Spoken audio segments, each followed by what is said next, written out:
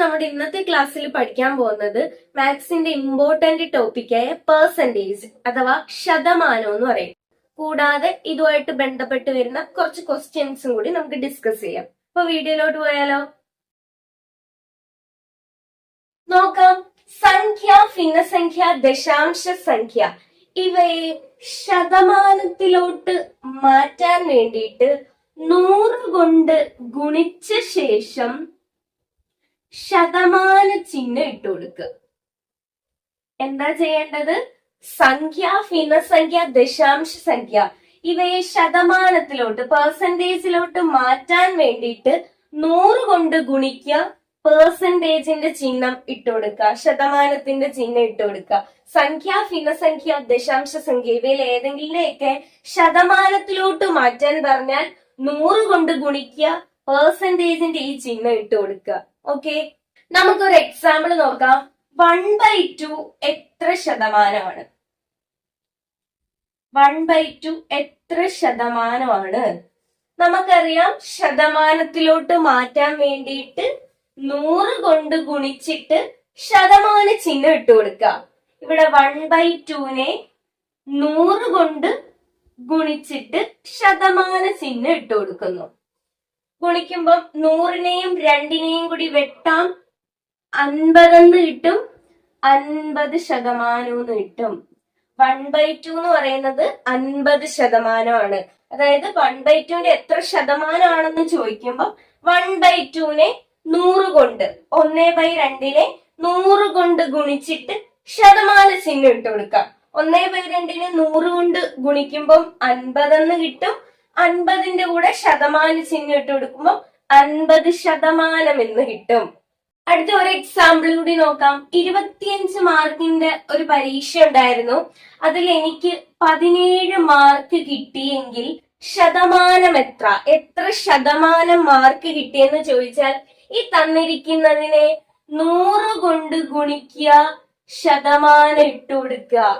100 കൊണ്ട് ഗുണിക്കുമ്പം 100നെയും 25നെയും നമുക്ക് വെട്ടാം, 25 കൊണ്ട് വെട്ടുമ്പം 4 എന്ന് കിട്ടും, 17 × 4 68% എന്ന് കിട്ടും.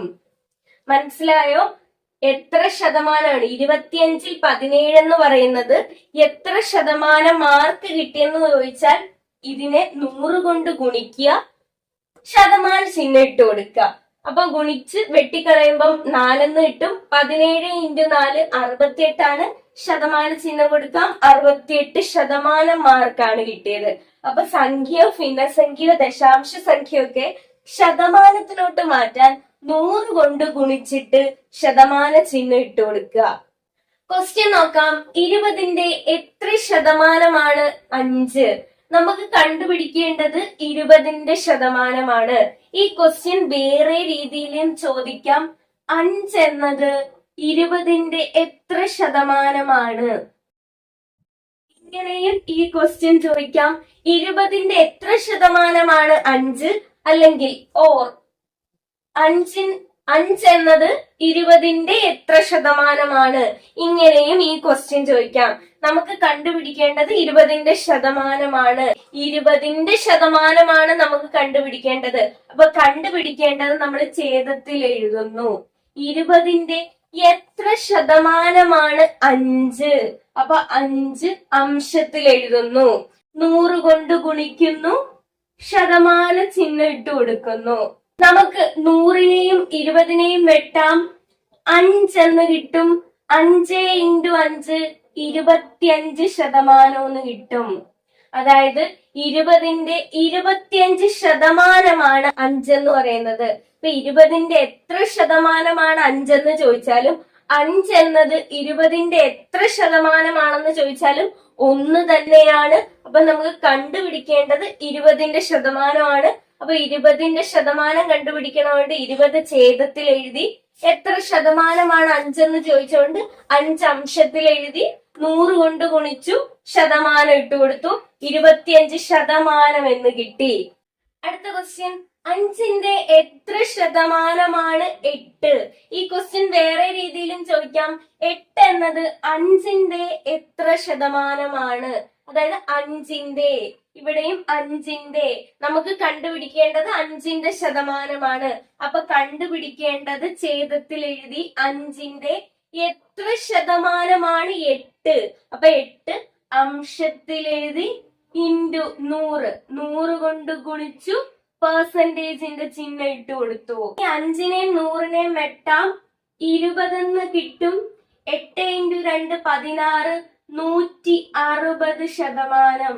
അതായത് 5ന്റെ 160 ശതമാനമാണ് 8 എന്ന് നമ്മൾ പറയും. അപ്പൊ എങ്ങനെയാണ് കണ്ടുപിടിച്ചത്?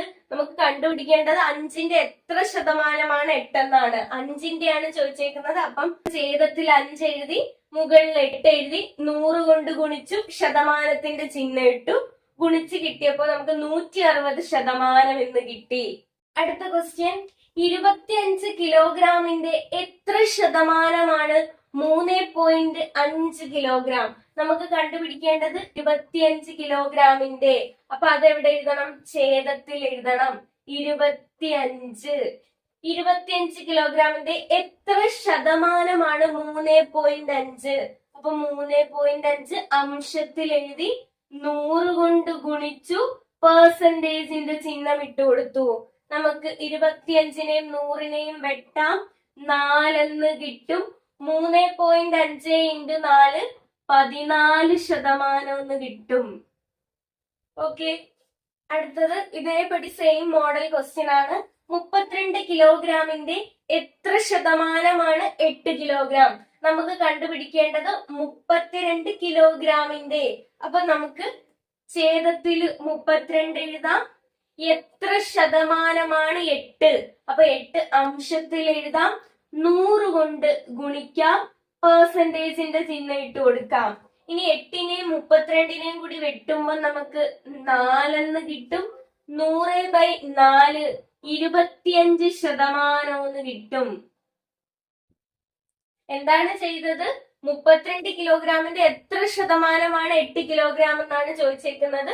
32നെ ഛേദത്തിൽ എഴുതി, 8നെ അംശത്തിൽ എഴുതി, 100 കൊണ്ട് ഗുണിച്ചു, പെർസെന്റേജിന്റെ ചിഹ്നം ഇട്ട് കൊടുത്തു. 8നെയും 32നെയും നമുക്ക് 4 കൊണ്ട് കിട്ടാം. വെട്ടുമ്പോ 1/4 എന്ന് കിട്ടും. ബാക്കി 100 ഉണ്ട് ഇവിടെ, ഡിവൈഡഡ് ബൈ 4. 100നെ 4 കൊണ്ട് ഹരിച്ചു കഴിഞ്ഞാൽ 25 എന്ന് കിട്ടും. അതായത് 25 ശതമാനം. അടുത്ത നോക്കേ, ഒരു ദിവസത്തിന്റെ എത്ര ശതമാനമാണ് 3 മണിക്കൂർ?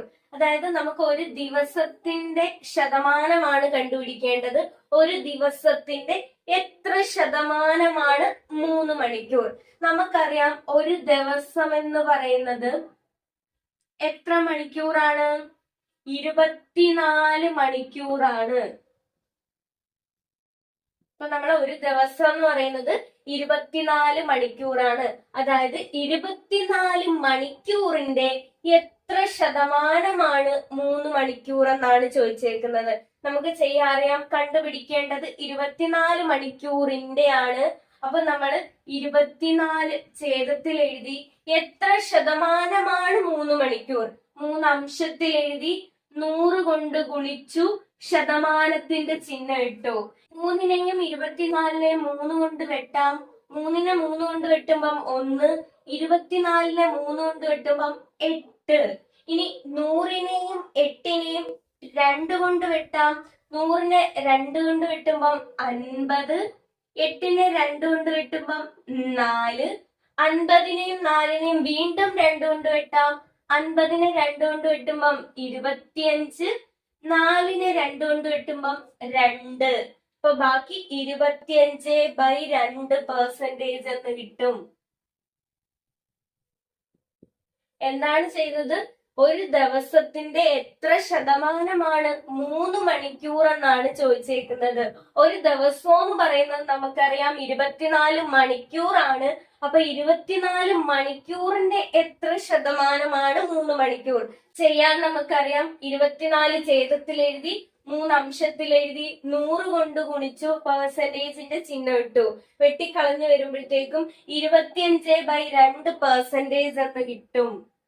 അപ്പൊ ഇന്നത്തെ ഒരു ചെറിയ സെക്ഷൻ ആയിരുന്നു. നമ്മൾ പഠിച്ചത് ശതമാനം എങ്ങനെ കണ്ടുപിടിക്കാന്നാണ്. എന്തിന്റെയാണോ ശതമാനം കണ്ടുപിടിക്കേണ്ടത് അത് ഛേദത്തിൽ എഴുതുന്നു, മറ്റേത് അംശത്തിൽ എഴുതുന്നു, 100 കൊണ്ട് ഗുണിക്കുന്നു, ശതമാനത്തിന്റെ ചിഹ്നം ഇട്ട് കൊടുക്കുന്നു. ഇതാണ് നമ്മൾ ഇന്നത്തെ സെക്ഷനിൽ പഠിച്ചത്.